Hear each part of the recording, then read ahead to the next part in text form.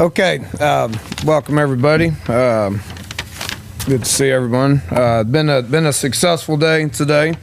Got started this morning, obviously pretty early, and I was excited to see the first one come through at 7:05, 7:01. It's, Mr. Henry from Aliquippa at 7:01 gets the first of the day award, which was awesome to see that. But overall, pretty exciting day. We've done a lot of the same things that we did last year with this recruiting class. Last year, I think if everybody remembers, we had 20 some recruits from 14 different states. This year we got 11 different states have been covered. Our overall numbers right now are at 22 for this year's signing class. I think it's worth me mentioning that Russell Shell was put on scholarship.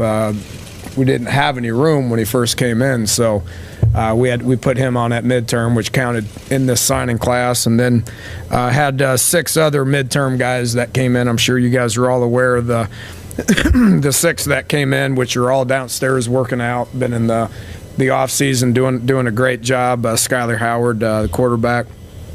Ricky Rogers, receiver, Sylvester Towns, Devontae James, and Edward Muldrow are the 6 guys that are in the program and are doing a great job for us, which leaves about 15 guys that signed on today. Really want to give credit to our assistant coaches, starting with Ryan Dorchester, who headed this whole thing up and does a great job in-house as far as organizing where everybody's going, what the recruiting areas are, what our needs are, identifying what our targets are, organizing all the weekends. That's obviously a job in itself. He's done a fantastic job with that. And then a quick shout-out to just the 4 guys, Tony Gibson, Jaywan Sider, Lonnie Galloway, and Brian Mitchell. Those 4 guys will be available for you all to talk to after I'm done talking, but those 4 guys being able that were all added a year ago, that did a tremendous job of getting comfortable in their areas. 3 of them were already comfortable in their areas, and then Brian Mitchell got into New Jersey and Philadelphia and did a good job with that, in addition to getting out and getting some junior college guys with his contacts in Mississippi, California, and Kansas as well. So really appreciate those guys and what they've done. Is in addition to that, all our staff and our players did a great job when these guys were on campus. Our job's to get them here. Then our players spent a lot of time with them, and they were great over the recruiting weekends as far as selling them on what West Virginia has to offer and selling them on the direction of where we're going. I think when you look at the numbers, a lot's been made of the numbers. We're at a point right now where we've added 22 guys, and our overall numbers are right at 85. And that's been a topic of discussion around here for quite some time. We're excited about getting those numbers to where they're healthy.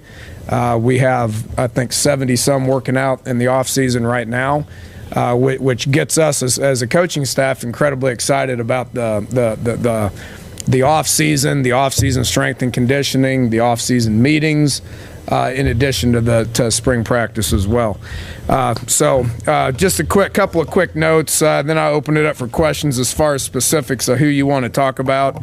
But offensively, we took a little bit of everything. Clearly we have a need at quarterback.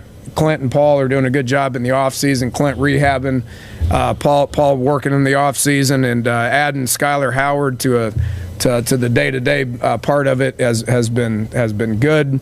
And then adding William Crest this summer will be awesome as well. William's been a target for quite some time. Been coming over here for probably the better part of 3 years, coming over, watching Tavon, developing a relationship with Gino, then obviously getting to know myself and Coach Dawson. And when Lonnie got hired a year ago, his first duty was to head straight to Dunbar High School in Baltimore to make sure that we get William Crest here on campus, and we accomplish that goal. Good surprise today, Dante Thomas Williams out of North Carolina, one of our highest target at running back. was able to land him. Guys did a great job of identifying him. Big kid, runs fast, is talented, you know, and has a ton of upside.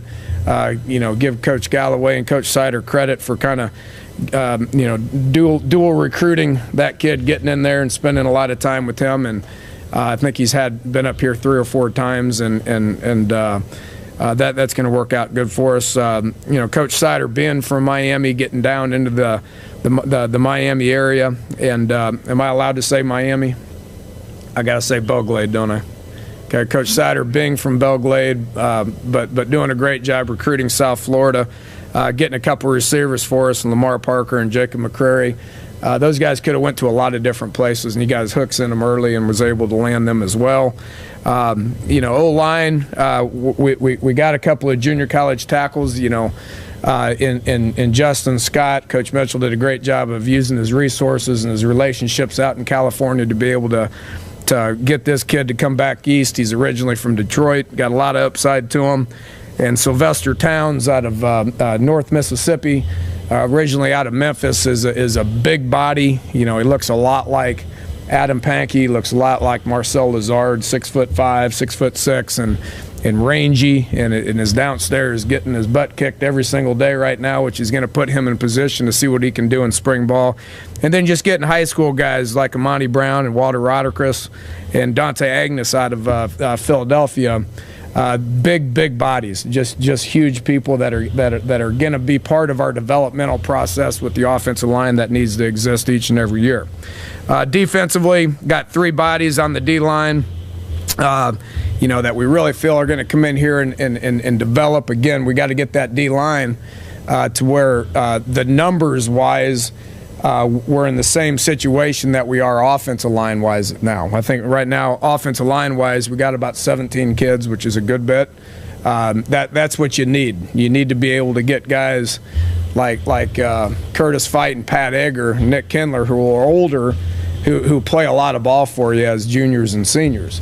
If you got guys in there that are in their freshman year, then it makes it tough to compete in the Big 12. So got to do the same thing on the defensive line. Haven't been able to do that since I've been here. You know, don't know if we're able to do this or not. So the Tyree Owens and Jalil Fields and Yadni Kajusti from Miramar, where Coach Cogdale was last year, don't know if they can come in and compete right away. We'll give them an opportunity to do so. If not, they're going to grow and get big and be a force for us. Linebacker-wise, got a couple of guys, Devontae James, who's here working out right now, and Xavier Preston from another guy from South Florida. Rangy, you know, are 6'2", 6'3" guys that are rangy and you can be able to. Who knows how big they get? Don't know at that when they're that type of bodies. You don't know if they're going to get big or if they're going to stay slim and stay rangy. But you got athletic guys that can run around and make plays. Really excited about our safeties. Obviously, when it starts with Drayvon Henry, Tony Gibson is at this point in time Mr. Pittsburgh, who did a great job of getting in there and getting Drayvon and getting Jalil as well. But being able to get a guy like Drayvon, who is one of the better players in the Northeast, one of the better players in Pittsburgh or the whole state of Pennsylvania, can play a lot of different things. You know, can play corner for us, can play safety for us, nickelback, can return as well. Just talented, but we'll be able to use him in the secondary to be able to continue to develop what we feel like is going to be one of the better secondaries in college football, because they're going to continue to develop and the young guys are going to get better and as they get older. Daywan Funderburk out of D.C., another kid, you know, 6'1", rangy, will grow, does a great job of making plays on the ball. And Jalen Myers, who's a junior college guy out of Kansas, but he has 3 years to play. You know, I think he had 8 or 9 interceptions in the first 5 or 6 games. So really does a great job of getting after the ball when the ball's in the air. So that's a quick rundown on them. Like I said, you know, the numbers are getting better. You know, got about 22 of them signed up. 7 of them are here. 15 will be here in June.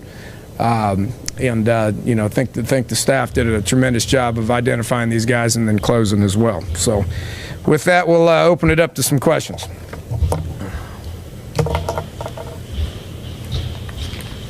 Dana, meeting needs always, obviously, the important part of recruiting. Needs you really met well, maybe some you left on the table? Well, you don't worry about anything you left on the table. And again, we're finally at a point to where it wasn't a necessity to fill up right now. You know, I mean, there's been, over the last probably 2 to 3 years, I told Coach Dorchester, jokingly obviously, but told him if we don't fill our slots, then he needs to go find something else to do. Just because that need for filling those slots was important because their numbers weren't where they need to be. Well, now, you know, we're hitting at about 21, 22, and we're maxed out overall. Okay, so, you know, we're going to have to lose a couple guys in order to gain a couple of guys. Now, you know, that attrition is something that's always going to be there, whether it's grades, whether it's injuries. You know, Dante Campbell's an example who just took a medical redshirt hardship. You know, he's going to medical for good. You know, when you have 3 shoulder surgeries, it just gets to a point where you need to be able to replace him with a healthy body. All right, so there's going to be attrition, and we'll go through spring practice. We'll get the spring grades. You know, we're in pretty good shape on the majority of these guys that we signed as far as eligibility is concerned, but they still got to finish strong. You know, so if 1 or 2 or 3 of these guys don't make it, or 1 or 2 or 3 of the guys on our current team don't make it, then we're going to have the ability to be able to bring in a couple of guys as the semester winds down, or even in the summer. Keep in mind we got Charles Sims and Clint Trickett in June of last year as 1-for-1 guys, so it gives us the ability to be able to do that if we need to. Taking 6 junior college guys, I think, in this class, is that an indicator of getting the numbers back up, or do you think that's kind of the way the game is going and similar numbers in the future? What did we take last year, Ryan? Last year was only 7. Junior college guy. This year's was 6. Okay. 2 of the 6 are 3-year guys. Okay, and if I'm not mistaken, 2 of the other 4 have a redshirt year. Okay, so we'd like to get it to where we don't need to take, but what a real need is. Just because, in my opinion, the way you get really good is if you get guys in the program, and they're in the program for 3 years, 4 years, 5 years. You know, there's a difference in a 5th-year senior and a first-year junior. There's a real difference there. So, you know, the more of that we got it coming. You know, if you look at the sophomore and the junior class, those are very, very heavy. Those numbers are high, and they're very heavy with guys that came here as true freshmen. So you want to get guys that have been in the program, that understand how things work, that have developed, that have been down there getting yelled at and really put in the time. You know, and it means a lot for them to be here. You know, it's tough to develop that mentality. It's tough to develop that pride when they're here a year. You know, so there's a lot of guys that come in as juniors at junior college level. They're here for 3 semesters and they're out. So that you know, and we got some guys like that have done a great job. You know, you redshirted a Mark Glowinski. I mean, he's going to be a tremendous football player because he's been here for 3 years. You know, Dreamer Smith looks as good as he's been since I've seen him. Well, he's been here for going on his 3rd semester, and he's got another summer and another fall. You know, guys like Mario. I mean, Mario Alford started in August, was injured. Finally, the light started clicking in December. You know, and looks like $1 million right now, but before you know it, boom, he's going to be graduated and out of here. So we'll address the needs through junior college, but want to continue to get good high school numbers to be able to get them and keep them in the program for 4 and 5 years. You had to play musical quarterbacks last year. Do you believe you have now a group that you can pull someone out of that can be an everyday starting quarterback? Well, I as well as 1.8 million people hope so. You know, the thing with the quarterback situation. If you look at Clint, he got hurt, he got better. He did get better, but he was hurt. He's going to get better with the whole offseason, just mentality and all the rest of it. Paul played. He's going to continue to get better. With that said, those guys' performance wasn't good enough. So it needs to get better, or hopefully somebody passes them up. And we've been very candid with both those guys as far as that being the current situation. So Skylar's here now. He's studying hard. He's working hard. He's out there with the guys throwing the ball around a bunch. Haven't been able to coach him yet. Now we did, obviously. Shannon did a great job of watching 11 games and recruiting him and getting him on campus, and the film supports what we think he can be. Good news, his idol is Russell Wilson, for obvious reasons. So he believes he's got the skill set to be able to be successful. So really excited about coaching him. And my conversations with William Crest is you're going to have a lot of opportunities. The good news is we get to coach him more this summer than we have in the past with the new NCAA accountability situation out there. We're able to meet with them in June and July, where in the past we could not. So that will get him ahead of what he would have been in years past. And then just making the most of the opportunities that he has to be able to practice. So what we should be in much, much, much better position come September 1 than we were a year ago. It's our job to make sure that we get somebody that's ready to roll. A little more on William. You mentioned one of Lonnie's first jobs was to go get him. So a guy that you identified early on as somebody that you really wanted. What was it about him? Well, I hate saying too many good things about guys before they actually get here and make a play, but he's a very eager guy. And he's bright-eyed, he smiles, he lights up a room, people are drawn to him. His skill set is good. He's athletic, he's got broad shoulders, he's got a strong arm. How much is what's the adjustment period going to be from a mentality standpoint, from a knowledge standpoint? I can't answer that question until we actually start coaching them. But skill set is great. Personality is great. Leadership qualities are great. Home life is phenomenal. I mean, just a kid that a lot of people are drawn to. Dana, for those who report on it, 20 of these kids we've done lots of stories on. Dante Angus, though, was a kid that looked like he was going to Florida and nobody paid much attention to on the West Virginia side for a while. How'd the recruiting of him, how'd you get involved with that? Coach Mitchell's got Philly and just getting in there and developing a relationship with them and kind of sticking with them. And then as the contact period came about, just started popping in there and convinced him to come over for a visit last weekend. And he came over with his mother and had a great time. And again, that's kind of where it comes back to our players. When this past weekend we had 10 official visitors. Had a great junior day on Saturday. All the official visitors and the juniors and our whole team went to the basketball game and had a good time. But our players really did a good job with those guys. And he hit it off with some of the guys and had a good relationship with Coach Mitchell and was excited about throwing him in the full. Big bodies like that are hard to find. So he can play on both sides of the ball. We got him slided on offense right now. We'll see what happens.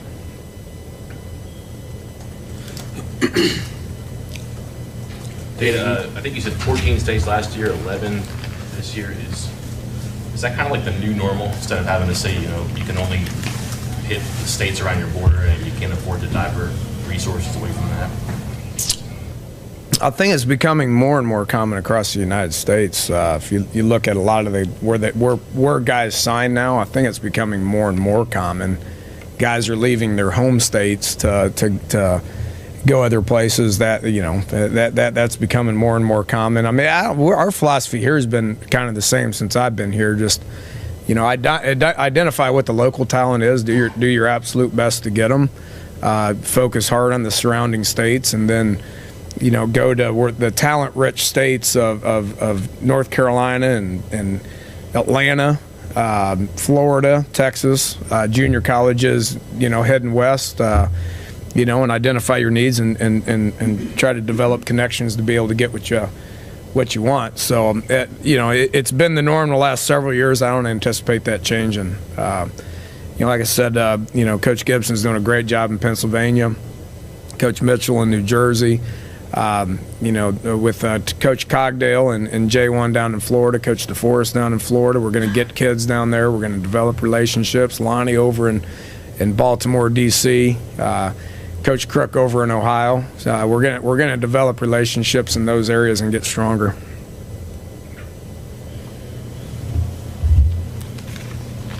And you have 4 quarterbacks on a roster right now, but you may only have 2 of them available to you in the spring. How much of a concern is that? Not ideal. Like to have all 4 of them. We've moved Logan Moore there as well. We've bounced him around. Probably haven't gave him a fair chance at any position. So he will be a 3rd quarterback in the spring to be able to develop reps. I don't know how close Clint will be. They say, he won't be ready for this first of spring, but there's an outside chance that he'll be ready once we return from spring break, which will, be 12 practices after that. So whether he's available or not, I don't know yet. But with Paul being, we'll get a bunch of reps out of Paul like we have every year. Skylar's looks great, so we'll get a bunch of reps out of him. There's been plenty of springs where we've went through it with 2 or less. If I'm not mistaken. So with them 2 healthy and then Logan able to do some things and Clint possibility, they'll get a bunch of reps. Our numbers overall are good. Going 70-some guys on scholarship in the spring is something I've never been a part of, and another 25, 30 walk-ons. We're going to have almost camp numbers to be able to go through spring ball, which means we're going to play a lot. We're going to play a lot of football. And a lot of these guys are going to have opportunities to be able to improve and show us what they got. With the policy splitting between baseball, football, and how will that play out? What are your thoughts there? It won't affect anything on our end. Football kind of pays the bills, so he hasn't and won't miss anything around here. Danny, you mentioned juniors and junior day. You guys are already seemingly getting a jump on that. Is that something you want to continue to push forward, or is it just happenstance that you're further ahead? How's that working? You better. If you don't, you're not going to have an opportunity to be able to recruit a lot of these guys. So once September 1 of their junior year rolls around, you better start identifying guys that you need to recruit, that you want to recruit, and you better start recruiting them. If you don't, if you wait until now, or if you wait until the way it used to be, which is this signing class is over, you focus on your team for a couple of months, and then you go out spring recruiting. If you wait until spring recruiting to locate the juniors, then you're not going to be able to recruit very many of them. So, the guys have done a great job of identifying a lot of the juniors. Our list is large. Have another couple junior days coming up pretty quick where the response has been good. So I feel very comfortable with where we're at right now. Okay. All right, thank you guys.